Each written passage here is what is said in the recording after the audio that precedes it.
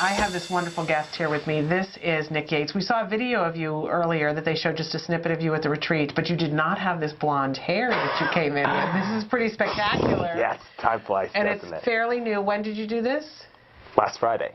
So it's only been a few days. And what, you were just saying I just need a change? I just need a change, and you know, I tend to go with a different look for every quarter or season of the year. I like that. You know, thinking back in college, I pretty much dyed my hair a different color every quarter, so not that different. Well, not that I dye my hair every quarter, besides this is the first time in like 3 years that I've given it some highlights. Okay. It's really cool, though. I quite like it. It's really fun. Well, thank you. Did your mom like it? What did she say? All I can say is that she was saddened. She was saddened by the blonde hair? Yeah. Oh, that's too bad. Yeah, but it's her opinion. I respect it. It's like, but it's my hair, and I'm happy with it. There you go. There you go. So, Nick, what's up with you in terms of you go to college now? What year are you in college? I'm currently in my 3rd year at the Evergreen State College in Olympia, Washington. And what are you studying? Cultural studies is my emphasis. Okay. And what does that mean? For somebody who, you know, like me, I go cultural studies, what exactly does that mean? It's very broad because there's no one way to define what constitutes culture. Okay. That being said, I'm in a program that explores issues of unity, diversity, and hybridity in the United States. Okay. And again, I still don't know what that means. Yeah. What's unity, hybridity? What does that translate into?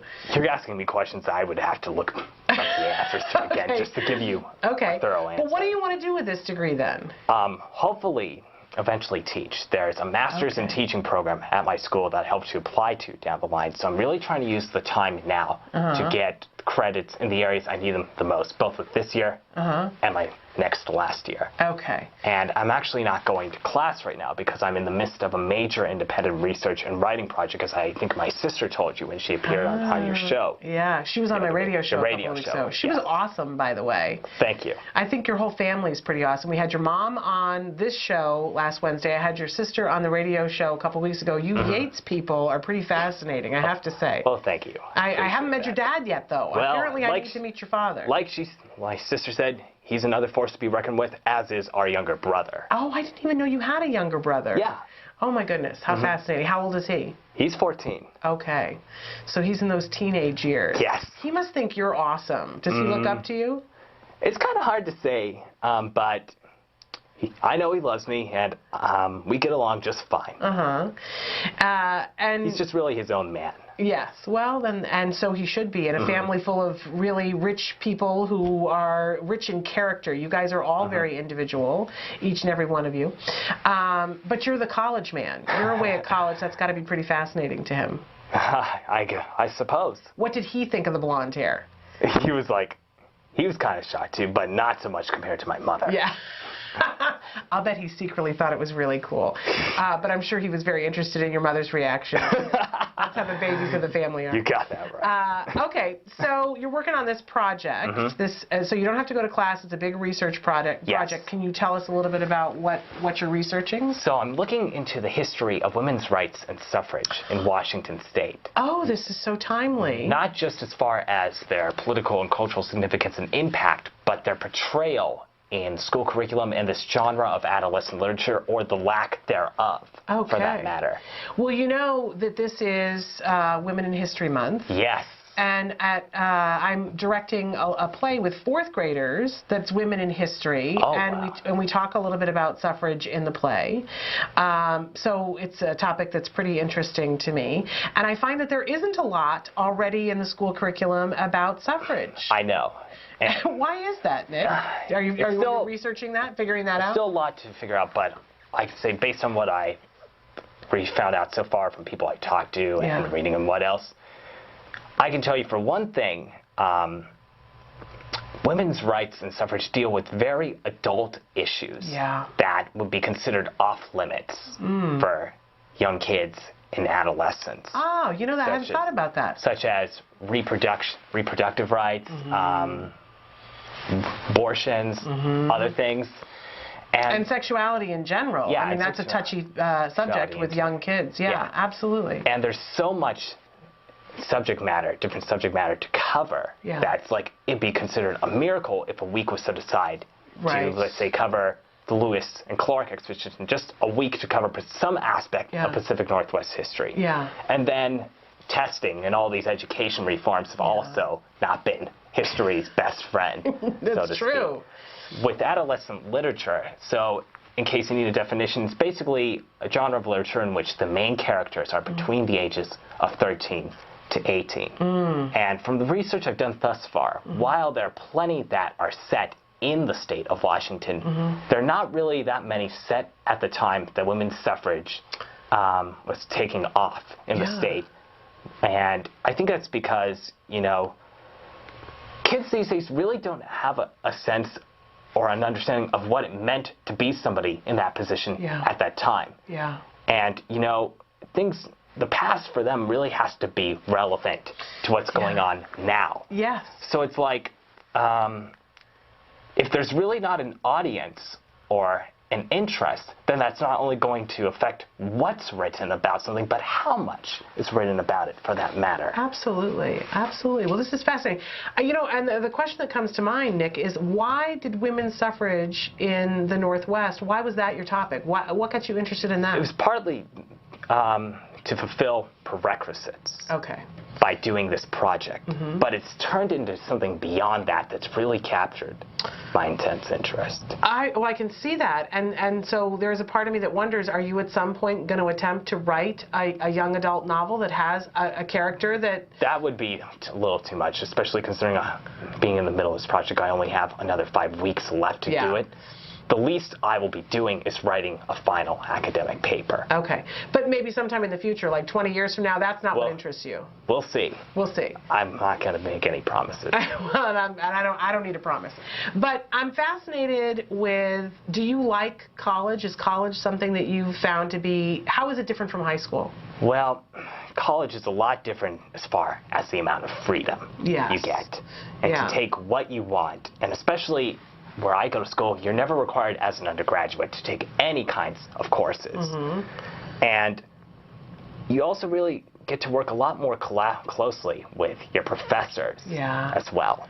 Because most studies are organized into these large interdisciplinary courses that usually make up a full-time load. So you typically have one program, or class for that matter. And in most cases, the programs are led by 3 professors who divide up the whole class by seminars. So 3 seminars are together. So each professor only has a certain number of students that they're responsible for. So a lot of interaction. Absolutely. That's great. I really value that I can have that. That's wonderful, Nick. Thank you. And in terms of your social life, do you have a big, full social life? You don't have to give us particulars. I don't want to, impinge on your privacy, but I'm pretty busy, but my social life's happening. I can well imagine. I know that you are into music. Music is a big interest for you, a big love. You play the guitar, the piano. What all do you play? I used to play the piano, but it's been ages. Still playing the guitar, and come this October, it'll be around 8 years. Wow, that's great. Any thought of playing in a band, or you're not into performing, you just like to play your guitar? It's just, regardless of where I end up or do, it's always going to be a hobby, at the very least. And it's always been good therapy for me, too. Oh, that's a really interesting... I was saying before we came live, I want to learn to play the guitar. My son wants to learn to play the guitar, but I need a teacher. But you're away too much of the time. Otherwise, I'd ask you to teach me how to play the guitar. Even then, I wouldn't consider myself at a point where I'm quite capable. But I think you'd be patient, Nick. You're a very patient person. I try. I mean, sometimes I still get patience. I'll admit isn't one of my strongest strengths, but I've been trying to work on it. I see you as being very patient. Oh, believe me, I can be impulsive sometimes, but that's something I've tried to work on, especially with class and where I currently work back up at school, having to deal with a lot of patrons and what else. So you're holding a job while you're going to school? Yeah. What do you do for your job? So my school has a recreation center, a gym, and so I work as an operations assistant there. And depending on which shift you're working, it's 3 positions. You could either be checking in patrons at the front desk, or checking out equipment to them, or doing your rounds as a rover, being the eyes and ears of the building, having to do space counts, respond to patron requests for help, unlock scheduled spaces, all these different things. Very cool. And so you rotate between those 3 jobs? Well, I don't rotate all during the course of one shift, but I work a different 3-hour shift. Variety is always a good thing. Variety is always good. Well, Nick, and I've said this before, you're such an inspiration to me because you lead such a rich, full life, and you travel. You like to go to places. Where have you traveled to most recently? Most recently, last real vacation I had was up north in Tahoe. Okay.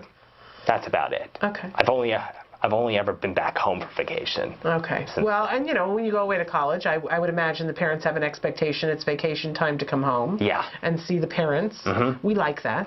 Yeah. I can imagine that. That will be me when it's my turn to do that. But you are an inspiration to me because you lead a full, rich life, and you're busy being Nick. Thank you.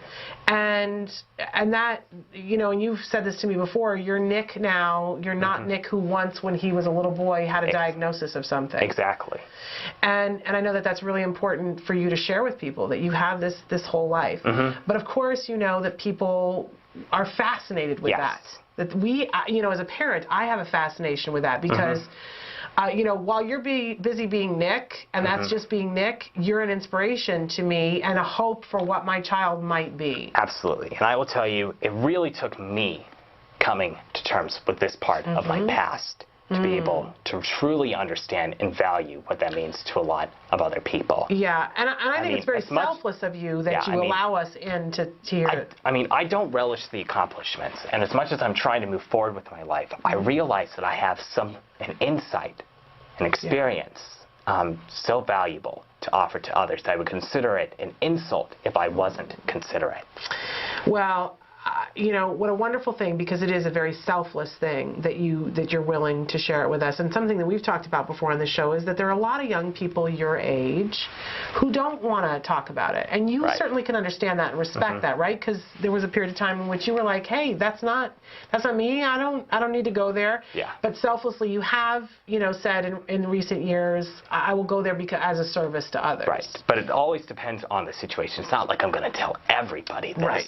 I mean, that's not the first thing I'm going to tell anybody I meet. And there are plenty of people who don't know that, and they never will. And that's fine, because it's not permanent, like having a certain skin color or being of a certain sexuality. Right. It just isn't really relevant. Right.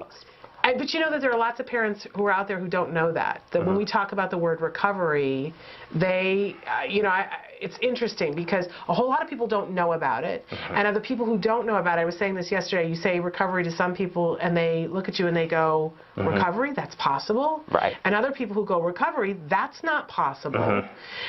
You get these two opposite ends of the spectrum. But for the people who think recovery and they say that's possible and they want to know more about it, those are the people that I want to talk to the most. I want to talk to those people who say it's not possible because I want to help change their minds, but that's a process. It is.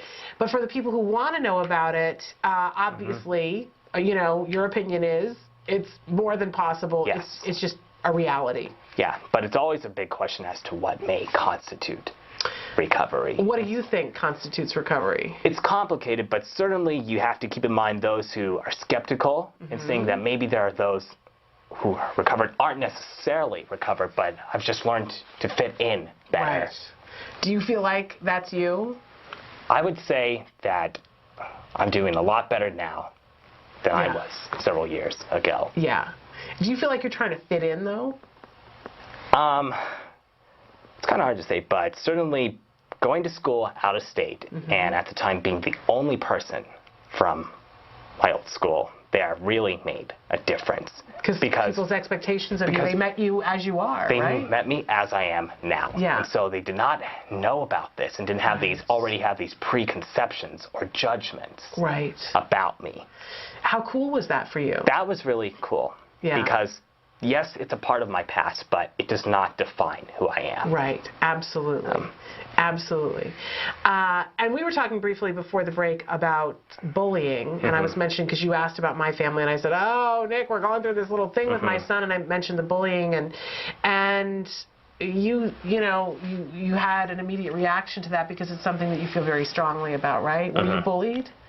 Yes, not physically, but the words still hurt a lot. The difficulty was not only entering kindergarten while still trying to recover from the disorder, but going to school in a small school district with mostly the same people from kindergarten through 12th grade. Yeah. And so even after I had improved to a significant extent, there are some people who just couldn't get beyond their initial impression of me. Yeah.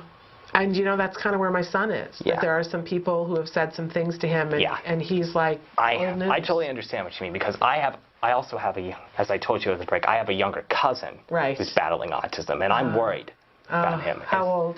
He's 9. Yeah. That's about, my son's about to be 9. And sometimes a big question is, in what ways can case supervisors and therapists help the kids they work with to better understand that they should not be ashamed about having a condition that isn't their fault, especially when they may feel that way because others give them a hard time for it. Yeah, yeah. That to me is absolutely important. Yeah. Because we all want the best for these kids, right? Absolutely. I mean, we want them to be able to fit in. Yeah. As much, not only have necessary learning skills, but be able the social skills too. Yeah, it's funny because you said that, and I hear fit in, and I immediately have this reaction like, well, I don't want my kid to fit in, but I do want him to have a rich social life, and part of that is fitting in. Yeah, and you want him to be accepted. Yes, I do. For himself. For himself. And I think that starts with him accepting himself. Exactly. How he is. Yes. But that's one of those things as a parent that I go, how exactly do I do that? I know.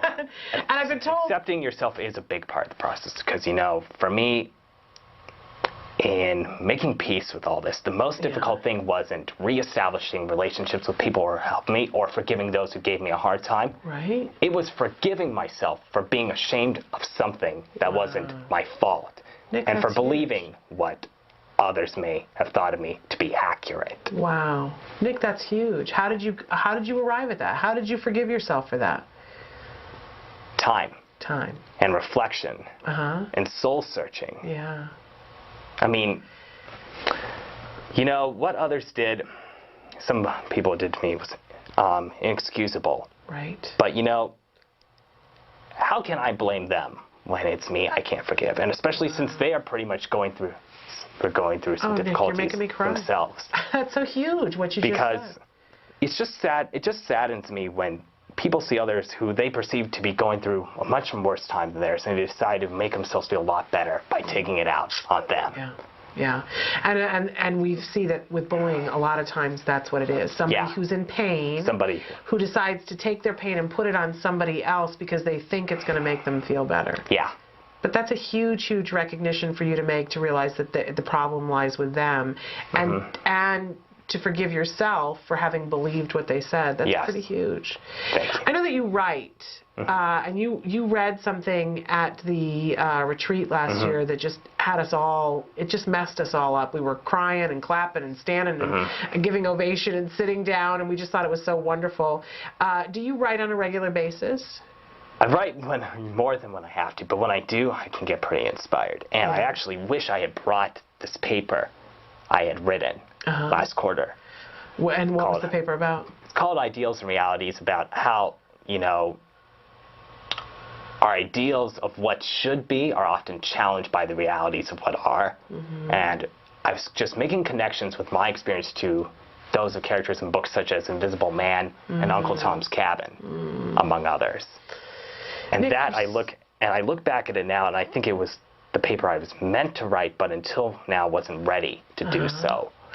I'd love to see it. I mean, you know, it's crazy. I didn't realize how much I related to those books until I reflected on them. And I was like, I look back now, it's like, wow. That's pretty amazing. I want to read this paper now. I can send it to you. Okay, I'd love to read it.